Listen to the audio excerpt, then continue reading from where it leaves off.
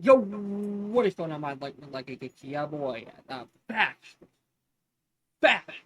man, alive, aka Hyper Speed, back with another reaction video. Today we're gonna be reacting to Jason Voorhees versus Michael Myers, Friday the 13th versus Halloween. And we're going to be doing a reaction to the Death Battle today. And of course, we're always going to explain the story, the backstory, and everything. So let's get into it.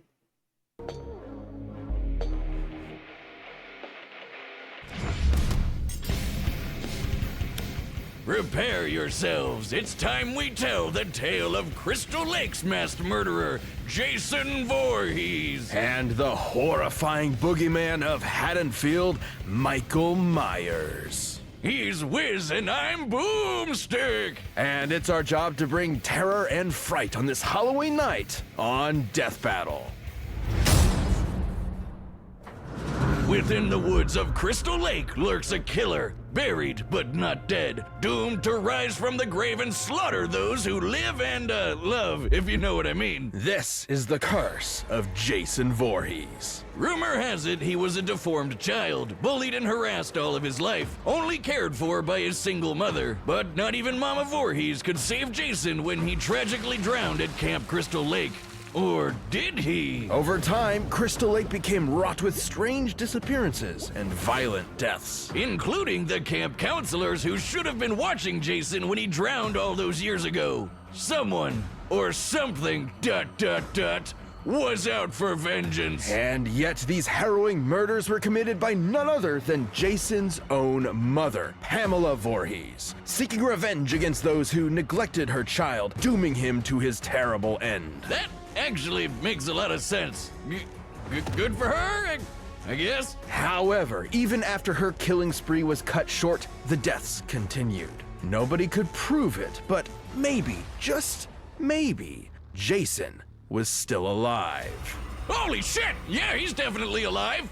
Wait, has he been living in the lake this whole time? Jason has fortitude far beyond any normal man. Okay. You can swing an axe in his face, blast half his body away, or trap him in an exploding building. Yet it will all be in vain. Even when one of the few survivors of his attacks hacked him to pieces, Jason rose again. Seriously, this happens a lot. Nobody knows the true source of his unkillable nature. Some say it's an indigenous curse, others say it's the Necronomicon, and some even say it's a hell worm. So, not too many reasonable answers. Either way, be careful, or you just might end up on the wrong side of Jason's trusty machete. Something he uses with enough strength to split skulls and pierce metal. Even when Jason has no weapon, he can be resourceful and oddly creative with his kills. He might bludgeon you to death with a sleeping bag, drown you in a garbage can, or snap you in half between a bedful. Yeah. Worst of all, this demented mama's boy will always get his prey.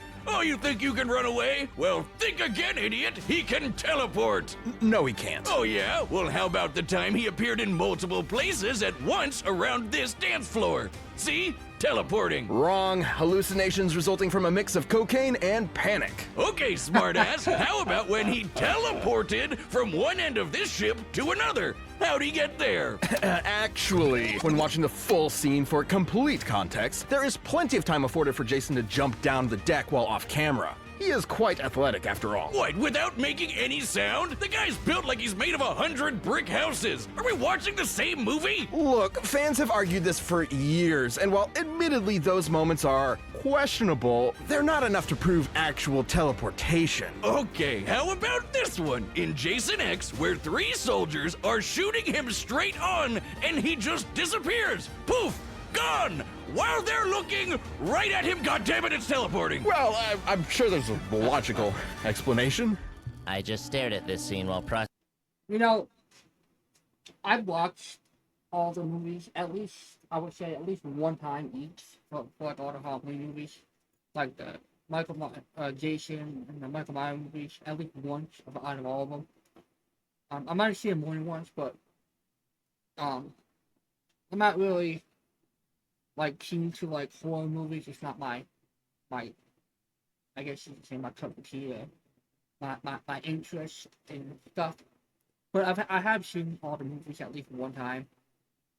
But like I said, I'm not really a big horror fan, if you will. And so like that's I know like what happens because I've seen the movies. I know I may not know everything about like Michael Myers and Jason Voorhees, but I have seen the movies at least one time or another. But I'm not like a big horror fan.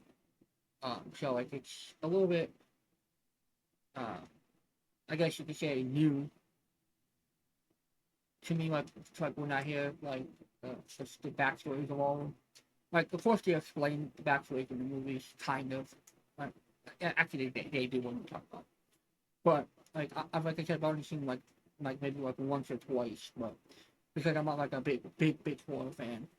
But I do enjoy doing the death battles and stuff like that. So Processing 900 trillion frames per second. And Boomstick is correct. Ha! Also, now my eyes are broken.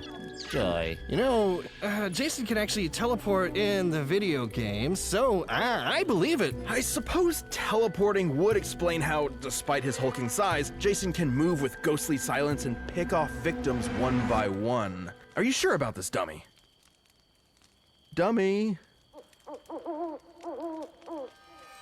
Either way, Jason's unstoppable bloodlust makes him a horrifying threat. Even if you think you're protected by a foot of solid steel, he'll just crash through it to stab you. And though it's tough to believe, there may actually be a deadlier Jason out there too. Stronger, faster, and campier. This is Uber Jason, rebuilt from Jason's remains through a sinister fusion of science and mysticism. And guess what?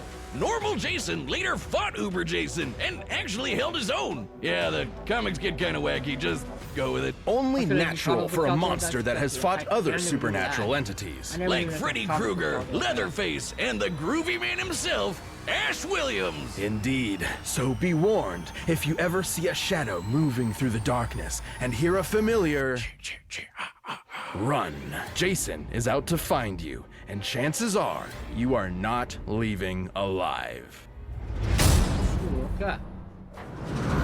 On a bleak Halloween night, Michael Myers was born into the world as a seemingly normal child. However, beneath his pale, blank face hid something dark, something evil. How evil? Well, he stabbed his sister Judy to death when he was just 6 years old. Oh, what a rascal. Michael was institutionalized at a sanitarium where he simply sat still, almost like a machine. His psychiatrist, Dr. Loomis, spent 8 years trying to reach him, but Michael never said a word. But even when locked up, he still managed to get away with several murders, including Loomis's fiancée. There was no helping or stopping Michael. More than anything, he wanted to kill. After 15 years, the night before Halloween, he broke out of the sanitarium, leaving behind one word: sister. The story goes Michael had another sibling, Lori, and for some unknowable reason, he wanted her to suffer the same fate as Judy. And everyone else, really. He's not too picky, and he could do it too. For in his hands, anything can be a deadly weapon. Countless reports of various murders have appeared across Haddonfield. He's exploded heads, boiled people alive, and used his trademark knife to stab poor souls to walls like some macabre piece of art. When they say to admire your work, I don't think this is what they meant. And this isn't some special combat knife or dagger. He did this with an ordinary kitchen knife. Michael is also surprisingly clever. Despite being confined for nearly all his life, at some point, he apparently taught himself how to drive. It's pretty clear this masked psycho was definitely plotting something while he was in the ward. All these kills were just a detour to his ultimate goal, Lori. On an all too familiar Halloween night, he finally met his long-lost sister and nearly killed her. But Loomis intervened, shooting Michael and sending him out a window. Phew, well, guess that's the end of him.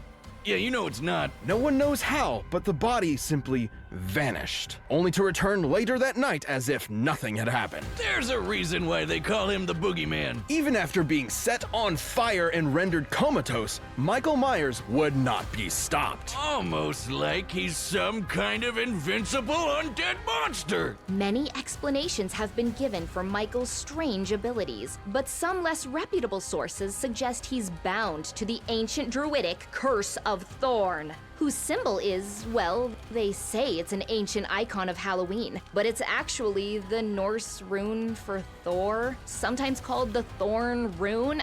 I think they just Googled rune and thorn and called it a day. Whoa. Is Michael Myers a Viking? Yes! Awesome!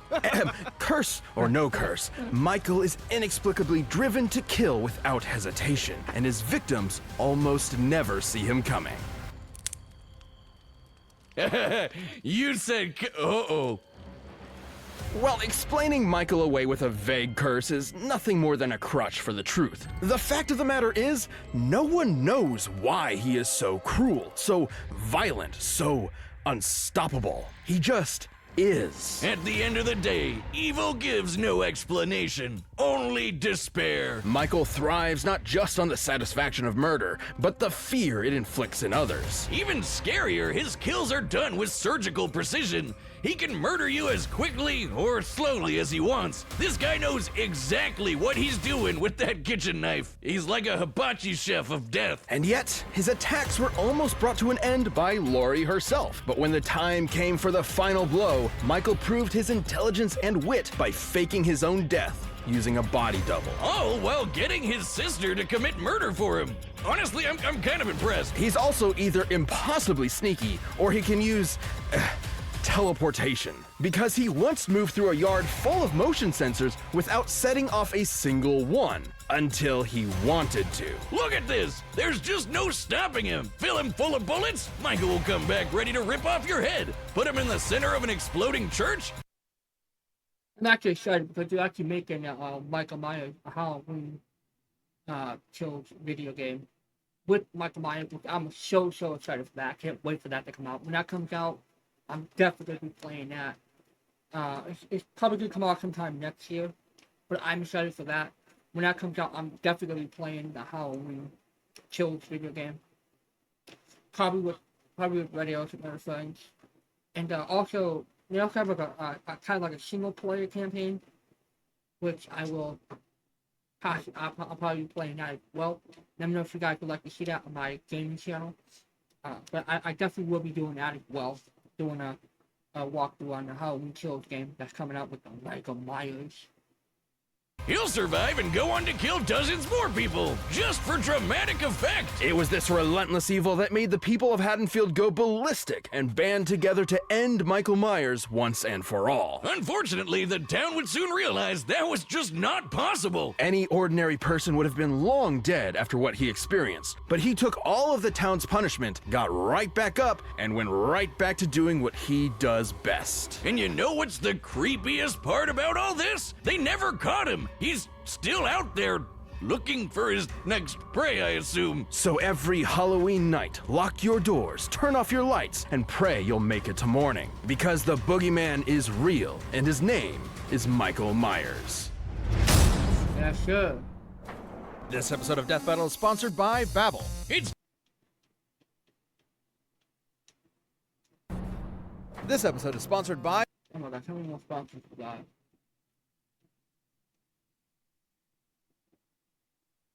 Spooky Death Battle! So that's what happens. Mother is talking to you. The blackest eyes. The devil's eye. I'm actually excited to see who wins this because both of them were bad to the bone. Like, I remember back in the... I'm not sure when it was made, but they had Freddy Krueger versus Jason.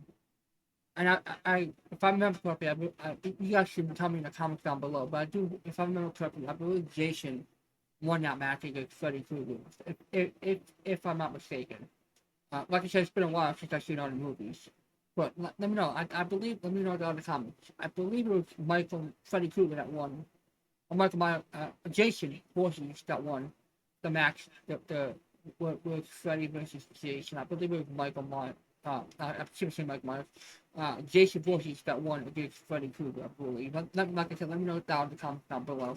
That was actually a really good movie. It wasn't half bad, to be honest. Kill her. Kill her.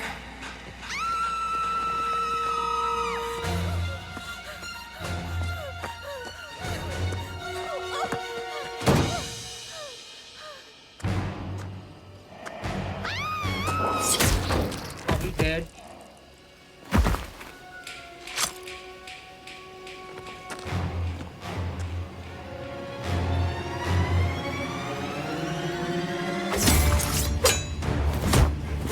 There we go.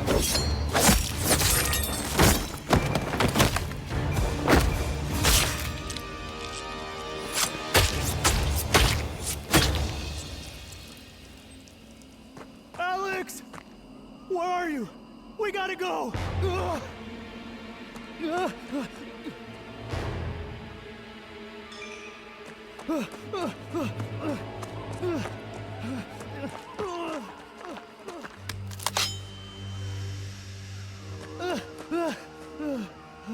Don't stop. Ever stop. That's just stupid to stop in the middle of the forest, bro. Oh yeah, you're dead now. Yep, look at you.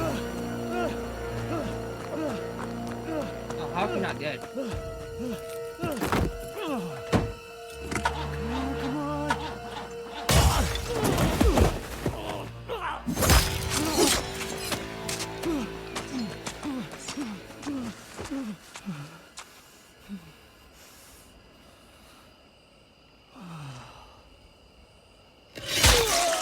Oh,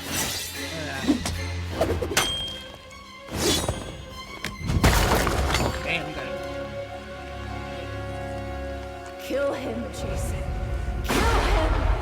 Make Mother proud.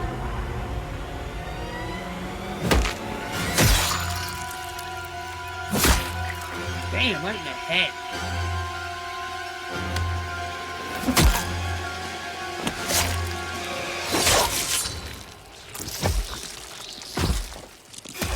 That it?